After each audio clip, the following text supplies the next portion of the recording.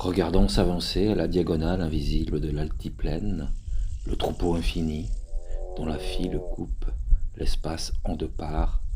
se dirigeant vers l'abreuvoir les unes derrière les autres, sans empressement, sur une ligne précise dont elles ne dévient pas,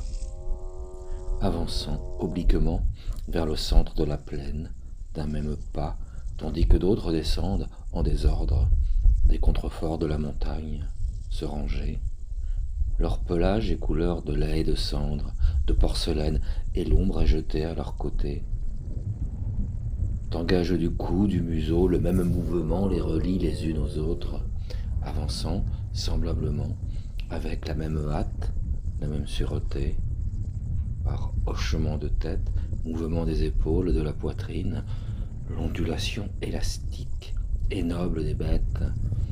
tirée par l'assaut lointain, inaudible, et l'écho d'un soufflement primordial. À l'oblique devant moi, qui demeure immobile, ne voulant franchir la large portée qui les conduit. Parmi elles, l'immense taureau blanc, aux épaules démesurées, à l'encolure de géant, de dieu oublié. Ce pas, comme roule à l'essieu des épaules, entraînant celui des cuisses, les muscles, d'un flanc à l'autre, ces pas, ce ressort tendu qui secoue tout le ventre de la bête, puis se relâche et s'enroule à nouveau. Montés à leurs épaules, à leurs têtes oscillantes et raides, s'ouvre la terre profonde qu'elles franchissent, ne quittant pas des yeux la source sonore qu'elles abreuvent de meuglements inquiets,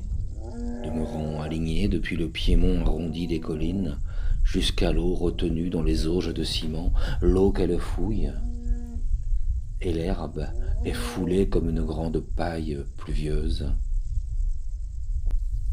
Je ne puis voir où s'achève la procession, à l'horizon confondu avec l'ombre répandue par les épaules des montagnes. Les plis de l'étoffe s'étalent largement sur la terre, la grande file tenue droite vers l'horizon diminué. Devant moi, l'écoulement ininterrompu, non le flot qui grossit, mais le trait inchangé qui s'étire, l'inlassable roulement des têtes et des dos, la courroie des muscles, la flexion des coups, bêtes dispersées sur la ligne unique d'une portée, tracée au-dessus des herbes dorées et dociles, des panicots aux têtes barbelées et bleues, du ciel qui dorera bientôt toute végétation, commençant par les derniers blés. Le bruit s'effile, et dans le trait qui s'amuse, les taches claires, comme des osselets, se rapprochent, avant que le terme de la marche soit atteint. J'ignore à quel endroit de la prairie qu'elles foulent et des chaumes, elles ont cessé d'être de notre monde, ayant rejoint l'air imperdu d'où elles sont apparues, par un sillon qu'elles ont pénétré, qu'elles n'avaient pas quitté devant mes pas, la grande diagonale tendue d'un bord à l'autre de la plaine,